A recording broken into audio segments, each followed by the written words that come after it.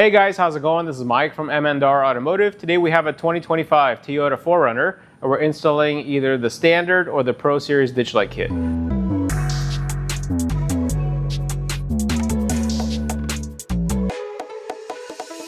So first thing we want to do is remove this rubber flap.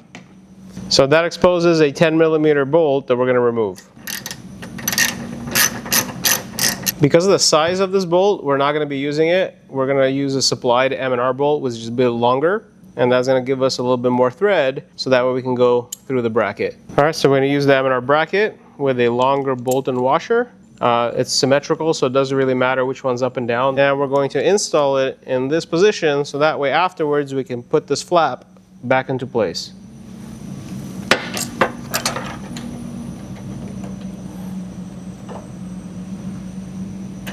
All right, so now we're going to fold this flap back underneath. So now we're going to install the rubber trim piece back underneath, and if you can see, everything aligns perfectly and it goes around the bracket. All right, same thing on the passenger side. We're going to remove the flap, take out the 10mm bolt.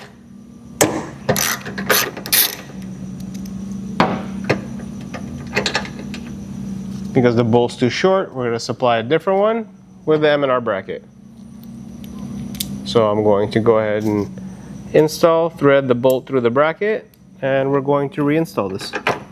So now we're going to go ahead and tighten the bolt, and we're going to maneuver the rubber right underneath the bracket. So now we can assemble the pods and install them. So before we install the M&R hood mount kit on the vehicle, you do have to assemble it. Each kit comes with a cradle. We have an example of the standard and the Pro, and I'll show you how to assemble both. So each light comes with its own cradle. When you attach the cradle, notice there is a hole and a slot. The slot allows movement up and down, and the hole is what holds the light together. So the slot on the bracket goes on the back, and that's the back light using the small screw, and the hole uses the thicker screw. So I'm going to slide the cradle into the light, and I'm going to thread the thicker screw into the center hole. And I'm going to do the same thing on the other side using an Allen key. So now we're going to screw in the smaller bolts into the rail. So don't tighten the bolts all the way until we get it on the truck, so that way we can determine the angle and aim them properly. If you purchase this set, you would do the same thing on the other pod. Alright, so let me show you how to assemble the Pros. It's a little bit different. They do have little cradles here for you to drop in an Allen screw. So when we're going to be putting the bolt in, the pitch of the screw has to go on the outside, which means that the coned part of the screw has to point out towards the inside of the light. So let me show you how to drop it in. So on the other side, I'm going to do the same thing. The coned side of the bolt is going to be facing inward as we drop it in.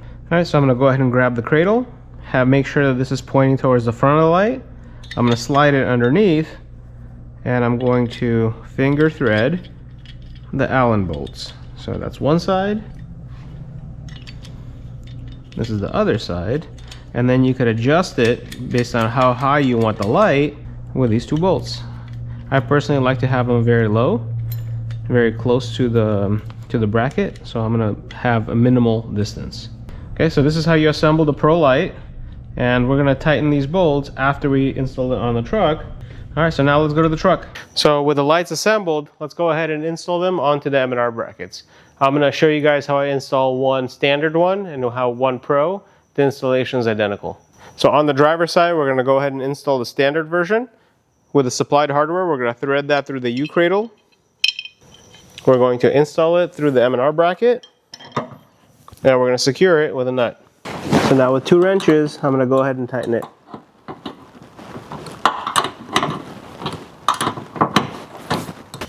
Now we can do the same thing on the passenger side. So on the passenger side, I have the Pro light, and it's exactly the same thing. We're going to use supplied hardware, and we're going to thread it through the M&R bracket and secure it with a nut. Now with some wrenches, we're going to go ahead and tighten it.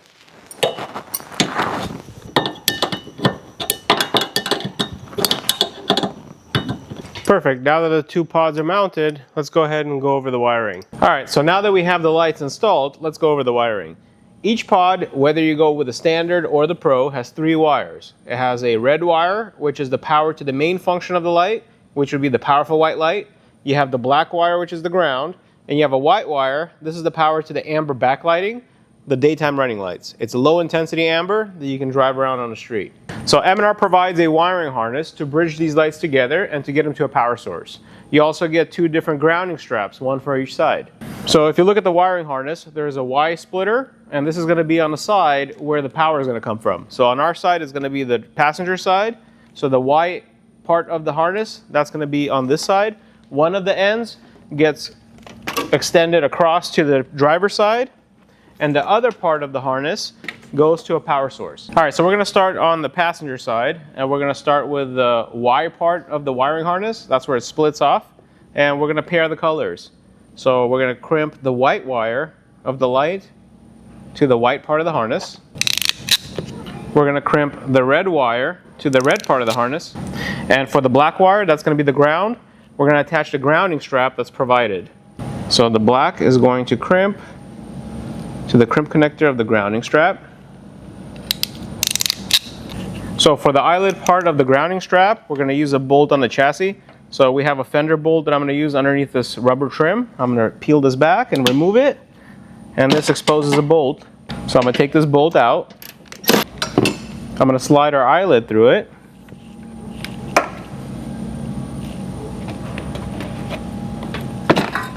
And I'm going to reinstall it. So that's going to provide us a good ground for the passenger side pod. And now we can cover up this trim piece and put it back. Awesome.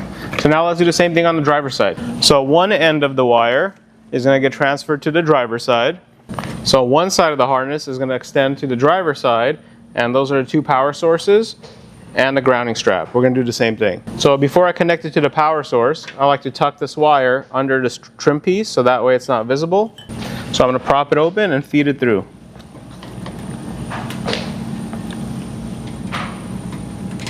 Okay. So just like the passenger side, the same thing. We're going to have a red wire that's going to get crimped to a red wire on the harness. We're going to have a white wire that's going to get crimped to a white wire on the harness. And we're going to have the black wire, which is going to get crimped to the second grounding strap. Awesome. Same thing on the driver's side. We're going to get the 10mm bolt. We're going to feed it through the eyelid, and we're going to reinstall it. That's going to provide us a good grounding spot, and we're going to put this back. All right, so now that we use the wiring harness to bridge the lights together, this leaves us to the last end, and this is the one that requires a power source. If your vehicle is equipped with auxiliary switches, you can get 2 power sources to use 2 auxiliary switches. If your vehicle is not equipped with auxiliaries, such as the one we're having today, we're going to use the M&R wireless wiring harness to provide power to these 2 wires. Let me show you how we're going to assemble it. You get your operation manual, you get your stickers for the wireless remote. There's a remote, there's the actual controller, a magnetic pad for the remote. You use the 3M tape to put this pad in somewhere inside the cab, and then it'll just stick as I create a base for the remote. You get some mounting zip ties, and we get a bag of hardware. You get a master fuse, and this is 100 amp. You get a fuse holder, and when you take the cover off, that's where we're going to connect the master power wire. So let's go ahead and connect the fuse. I'm going to go ahead and unscrew these 2 bolts. Take off the top washer. I'm going to go ahead and slide the fuse here. And we're going to also connect the 2 terminals. So inside the baggie you get 2 red wires. This is going to be our power wires. You get a ground wire. Also get an ACC wire. It's an optional feature. We're actually not going to use this ACC wire for this project because the fuse size is different, so we're going to put it away. So now that we're installing the master fuse for the fuse box, we're going to go ahead and connect the 2 power wires, one on each side. We're going to use the washer and the nut that we previously removed. On the second end, we do the same thing. We're going to connect the terminal. We're going to put a washer, a lock washer, and a nut. One end inside the box, one end to the battery, and there's a fuse in the middle. So let me show you how to connect this wire into this box. Let's go ahead and take off the 4 bolts. And if you look inside, there's a battery plus and a battery minus tag. So the red wire is going to go to the battery plus. We're going to unscrew this. gonna slide the terminal underneath it like that, and we can tighten it. Now that the positive is ready, we're gonna do the same thing for the ground. It's a small terminal here. So now we have this unit assembled, and we can connect it to the battery of the truck. So now that we have the wireless 2.0 module assembled and we're in the engine bay, I'm gonna go ahead and mount it on top of this cover. It doesn't have to be drilled down. You can actually zip tie it to any stationary part. It just has to be stable. All right, so what we're gonna do, we're gonna drill through. There's two little spots here. Don't go too deep because there's fuses on the bottom. I'm just pretty much gonna mark it so that way we know how to drill through it. To the spot where we want it. So now that we have the two holes drilled out, we can use the supplied hardware to secure them together. All right, on the bottom you have the nuts for those bolts. So now with the 8mm, I can tighten this down. So now make sure that if these bolts are too deep, they don't touch any of the fuses, because if they do, we can either cut them or just get smaller bolts. So now it's nice and stationary, and we can connect our lights to it. Let's go ahead and provide a power and a ground. So I'm going to get to the battery. I'm going to go ahead and use a 10mm bolt. We're going to use this one on the side. All right, so I'm going to go ahead and loosen the terminal. We're going to slide the power wire, and I'm going to go ahead and tighten it.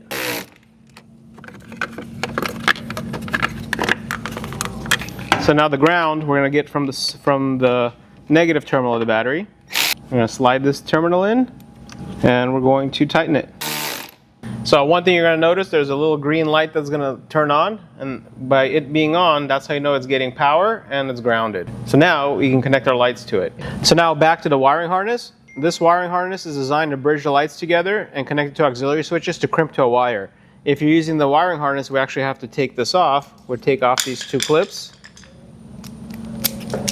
So we're going to take off the connectors. You can actually even reduce it in length if you wanted to.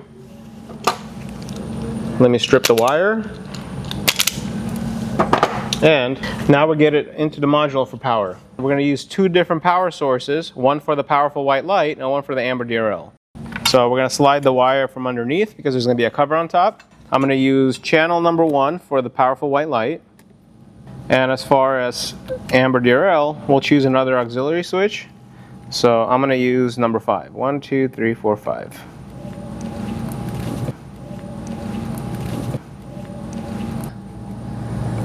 All right, awesome. Now we can go ahead and test them. All right, let's go ahead and test it. So on the passenger side, we have the Pro. I'm going to turn on the powerful white light, and I'm going to turn on the amber backglow. Notice on the Pro, the whole lens is illuminated. Now let's do the same thing on the standard version. So now let's review the standard. The standard version has 2 amber strips on the side, so it's not fully illuminated. It just has the 2 sides, but it also has powerful white light. So both offer plenty of light, slightly different beam pattern. This is more of a spot beam. That's a driving beam, and I know you guys are going to love it. So now that we tested our wiring and we know everything works great, there's 2 more things we have to do. So we're going to apply heat to these heat shrink connectors. When you apply heat to them, they shrivel up and become watertight. And we're going to zip tie all the wiring to make it nice and neat, and also pay extra attention to pinch points to make sure that when the hood opens and closes, it doesn't pinch or cut your wiring. Thank you guys for watching. Hope you guys got the confidence that you need to install this kit yourself, and I know you guys are going to love it.